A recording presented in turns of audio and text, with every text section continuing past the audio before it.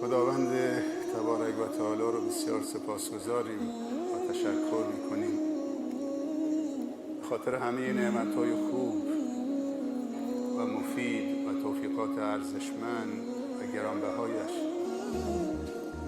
با ارزشترین توفیقات الهی توفیق هدایت به دین مبین اسلام، یعنی هدایت به همه خواسته های خوب یک انسان، یعنی هدایت به همه خواسته های خوب خداوند از ما انسان ها، یعنی هدایت به همه خیرات و برکات دنیا و آخرت در یک جمله، خاتمه به خیری در همه امور و شؤون زندگی. اعوذ بالله من الشیطان الرجیم و ما بکم من نعمت فمن الله و ان تعدوا نعمت الله لا تحصوها لئن شکرتم لازیدنکم. خیلی خوشحالم و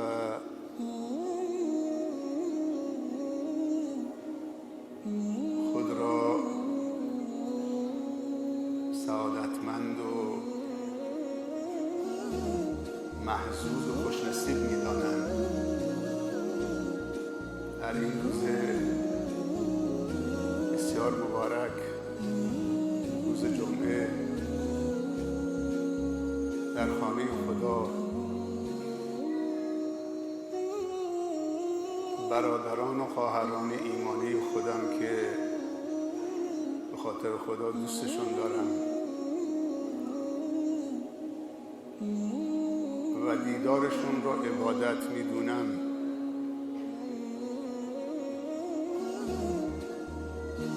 دیدار میکنم و توفیقی حاصل شده که با همدیگه خیلی راحت درد دل ایمانی بکنیم، گپ و گفت ایمانی داشته باشیم در ماهی که ایمان درش افزایش پیدا میکنه، یک جوی از معنویت، روحانیت بر دنیا حاکم است. با ماه مبارک رمضان دلهای ما نیاز به ترمیم و بازسازی داره. دلهای ما با معصیت خدا و غفلت و دوری شکسته میشه، آسیب میبینه.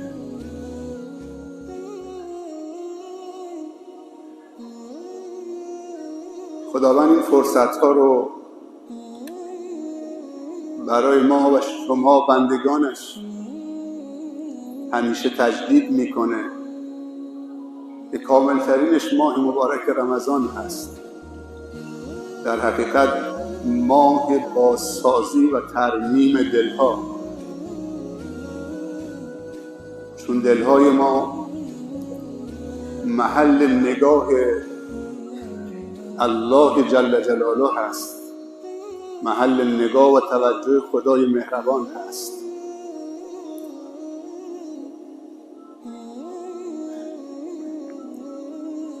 خدا نعمتهای زیادی به انسان داده،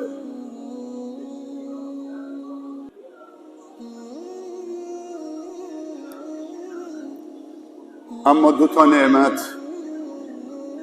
خیلی مهم و حیاتی است. یکی فکر هست و یکی دل هست. فکر پویا،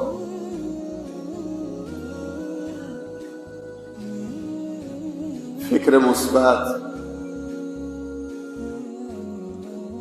فکری که بتونیم حقایق رو درک بکنیم،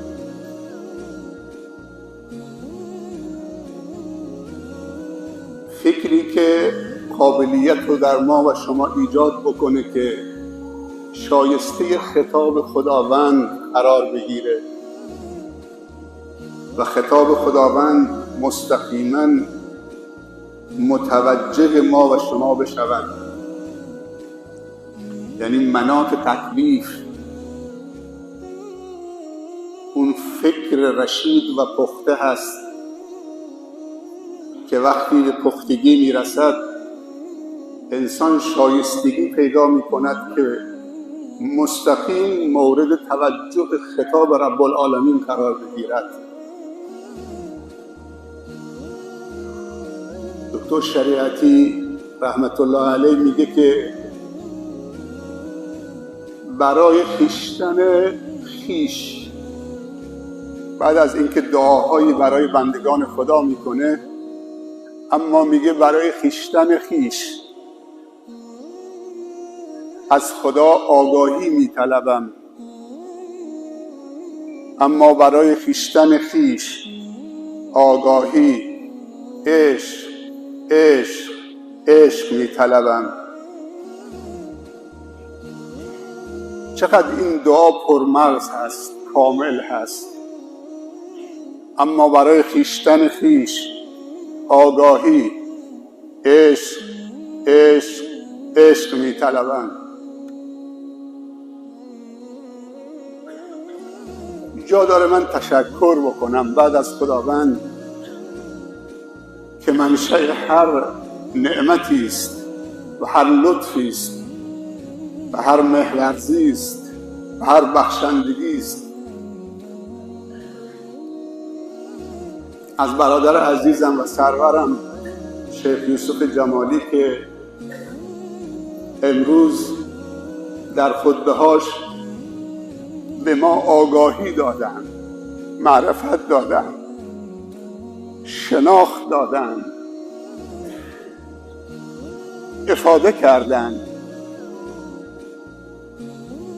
انسان وقتی آگاهیش کامل بشه بندگیش کامل میشه. نمیشه با جهل خدا رو بندگی بکنیم. عوارضش بیشتر از منافعش هست. جهل اساس هر بدبختی است. آگاهی نور است، روشنایی است. چقدر خوبه وقتی انسان در روز جمعه شرکت میکنه، در نماز جمعه خطیب به مردم آگاهی بده، آگاهی درست. در کنار نماز خوندن، در کنار برادرش که ایستاده در صف نماز، در کنار همه چیزهایی که تو مسجد هست، روز جمعه وقتی برمیگرده دستاوردهای خوبی داشته باشه برای خانوادهش، برای دوستانش.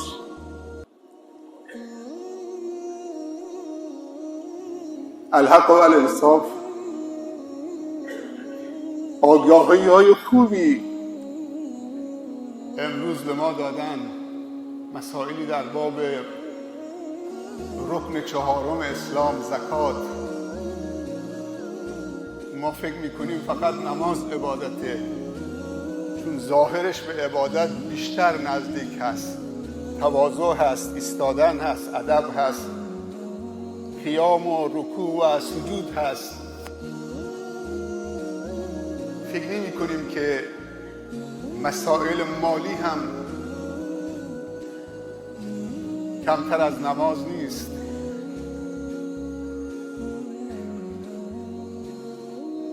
چقدر ما نیاز داریم به این آگاهی ها. خدا جزای خیرشون بده، به خاطر همه زحماتی که متحمل میشن.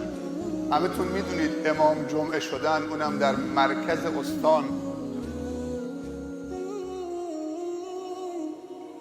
چه مسائلی به همراه داره. همین نیست که بیاد روی منبر یه خطبه‌ای بکنه، یعنی مدافع حقوق شما. مسائل پشت پردهش خیلی خیلی بیشتره. خداوند ثابت قدمی نصیبشون بکنه و خدا جزای خیرش بده که مسئولیت‌های ما و شما رو به دوش میکشه. و هر امام جمعه‌ای خدا حفظشون بکنه. همچنین از نور چشممون آقای داوود شهابی عزیز، شاگرد وفادارمون،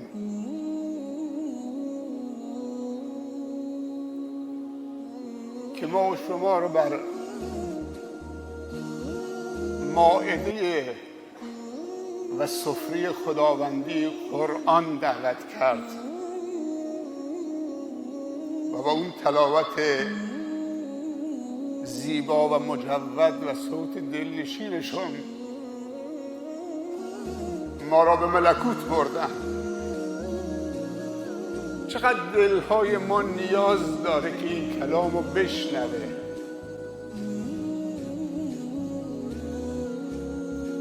چرا نگفتم گوشهای ما؟ چون از کانال گوش این کلام زیبا به دل منتقل میشه و دل متأثر میشه.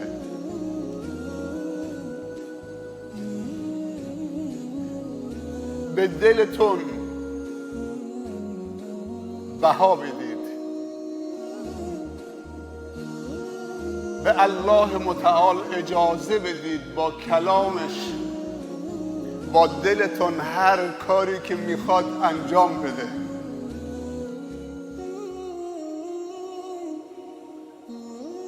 اجازه بدید کشاورز دلتون و باغبان دلتون الله باشه.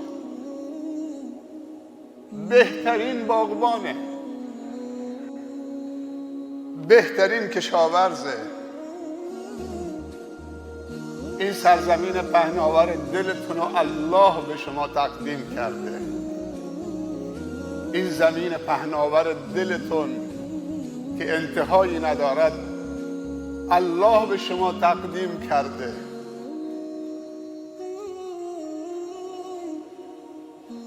اجازه بدید باغبان دلتون هم الله باشه. اگر باغبان دلتون الله باشه، الله بوته های قرآنی چون گلهای رنگارنگ، خوشرنگ و خوشبو و معطر در دلهای شما میکارد. هر حرف قرآن یک بوته، یک گل خوشرنگ و خوشبوست. وجود شما و درون شما را مزین میکنه و معطر میکنه.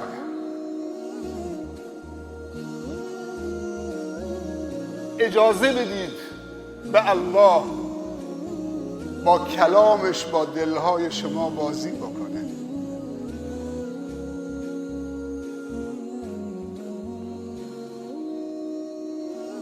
هر کاری که دوست داره با کلامش با دلهای شما انجام بده.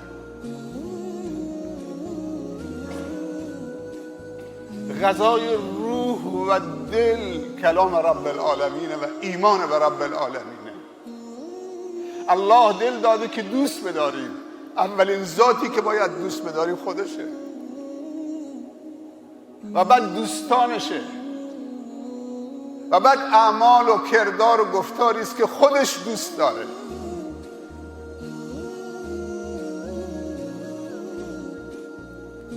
خدا عقل داده که فکر بکنیم، مثبت فکر کنیم و دل داده که دوست بداریم. اول خدا را، دوم پیامبر صلی الله علیه وسلم که ما را با رب العالمین آشنا کرد، 99 اسم پاک رو برای ما معرفی کرد. ولله الاسماء الحسنی فادعوه بها. سوم گفتار نیک و کردار نیکی که خدا راضی میشه و خوشنود میشه و دوست داره از بندگانش بشنوه و ببینه. پروردگارا ما از تو محبتت را میطلبیم و محبت دوستانت را و محبت هر عملی که ما را به محبت تو برساند. پروردگارا محبت خودت را و محبت دوستانت را و محبت فقرا و مساکین و مظلومین را و محبت گفتار نیک و کردار نیک را در دلهای ما از خودمون و از خانوادهمون و از آب سرد خنک در روز گرم تابستانی عزیزتر و محبوبتر بگردان. خدایا نمرود نفس را در ما خرد و نابود بگردان و خلیل عشق را در ما زنده و احیا بگردان تا چون خلیل ابراهیم پا در آتش بنهیم و آن را گلستان بیابیم. برای خیشتن خیش آگاهی، عشق عشق عشق می طلبم. عشقی که بعد از معرفت و شناخت و آگاهی تولید میشه. وقتی عظمت و بزرگی الله و در کنار اون عظمت و بزرگی و کبریا و جلال و اون هیبت زاید الوصفش، مهرورزی و خیرخواهی و دلسوزیش و رحمت و رأفت و شفقتش و بخشندگیشو میبینیم، دلهای ما بین ترس و امید قرار میگیره. قوه دافعه و بازدارندگی.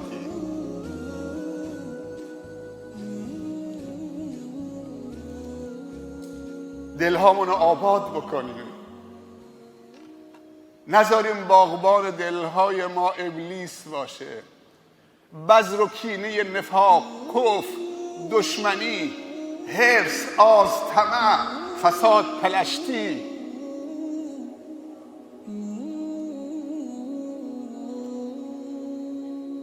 مثل این میمونه که ماشینی دارید، سند به اسم شماست، اما ماشین شما در اختیار توسط یک نااهلی دزدیده شده، با اون قاچاق مواد مخدر میکنه، مشروبات رو هم میکنه. ماشین مال شماست، سندش به اسم شماست، اما دزدیده شده از شما. همه خلافی هاش به اسم شما میاد چون مواظبت نکردید از این ممتلکاتت.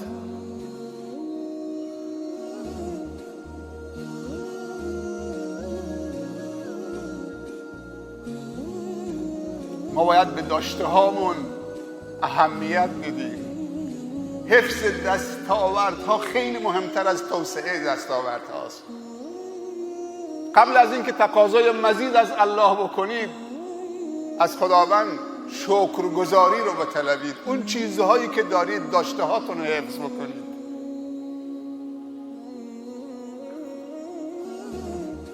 با آمدن رمضان شما خوشحال نشدید؟ خیلی خوشحال شدیم. همین خوشحالی کافی است که رمضان آمد ما خوشحالیم. رمضان آمد.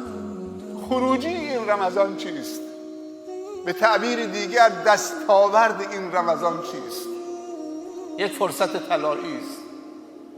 خداوند روزانه 24 ساعت 86,400 ثانیه زمان رایگان مجانی به بانک حساب ما، بانک زمانی ما واریز میکنه. هر روز 86,400 ثانیه زمان مجانی در کنار سلامتی.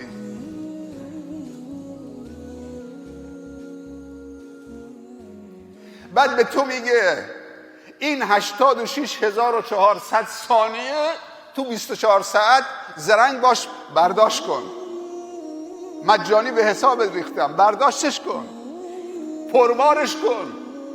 از هر ثانیه صدها برکت برای خودت و جامعه و همنوانت تولید کن.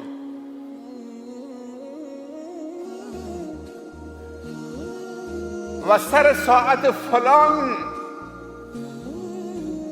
اگر حسابتو برداشت نکردید حسابت خالی میشه. فرداش یه روز دیگه هست، 24 ساعت دیگه، 86,400 ثانیه دیگه.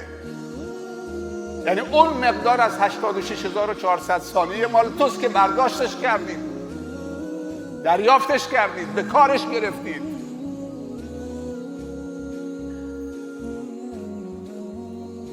انسانهای عاقل، زیرک، باهوش، عاقبت اندیش، اونایی که میدونن تو زندگی چی میخوان. خیلی از ما نمیدونیم چی میخوایم، دیمی عبادت میکنیم، دیمی کارهای خوب میکنیم، هرچی باد آباد. اینطوری نیست. دنیا بر اساس حساب و کتاب و نظم خاصی داره پیش میره.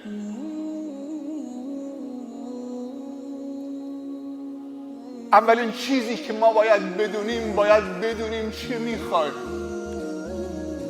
فرزندانمون، خانوادهمون باید بدونن چی میخوان. هر کسی میدونه چی میخواد برنامه داره. یعنی هر کسی هدف نداره برنامه نداره. بدون برنامه آدم به جایی نمیرسه. 24 ساعت 86,400 ثانیه. 10 ثانیه برداشت کردین، 10 ثانیه مال توست. باقیش همه حسابتو خالی میکنه خداوند. بهت فرصت دادم نتون استفاده بکنی. رمضان 30 روز، 30 تا دوست خوب و دلسوز و مهربان و خیرخواه. شما احساس نکردی که رمضان در گوشت با تو صحبت میکنه؟ این احساس رو نکردید؟ مثل یه دوستی که در گوشت میگه مواظب خودت باش، مواظب رفتارت باش. تا چشمت میخواد یه کاری انجام بده، نگاه میگه مواظب باش، تو روزه هستی. استغفرالله. هم از حلال و هم از حرام. بزرگترین نیرویی که رمضان تولید میکنه حس مراقبت در انسان ایجاد میکنه. به تعبیر قرآن تقوا. یا ایها الذین آمنوا کتب علیکم الصیام کما کتب علی الذین من قبلکم لعلکم تتقون. بزرگترین هدیه رمضان قرآن است.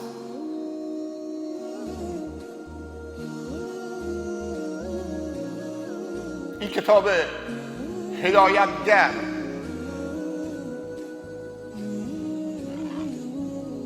و بزرگترین ثمره روزه تقواست، یعنی حس مراقبت. سبحان الله. تو روز گرم تابستان آتش به اوج رسیده، از کار برگشتید، هیچ کس تو خونه نیست، تو خلوت خودت، فراموش کردی که روزه هستید، میری سر یخچال شربت آب لیمو آویخته به گلاب با شکر معتدل بلند میکنید، فراموش کردید، تو لیوان میریزید تا کنار لبهات میبری. یک دفعه چه اون حست میگه روزه هستی، تو برمیگردونی تو اون پارچ میذاری سر جاش، هیچ کس هم نیست تو رو ببینه. اینش میگن حس مراقبت. روزه مثل یک دوست دلسوز، مثل یک فرشته نجات در کنار توست، تو بازار، تو محل کارت، تو همه جا. تو روزه هستید، مواظب باش. 1 ماه میخواد این مراقبت رو در تو نهادینه بکنه، تبدیل به ملکه بشه، تبدیل به شخصیتت بشه. رمضان ماه پرورش این حس مراقبت است.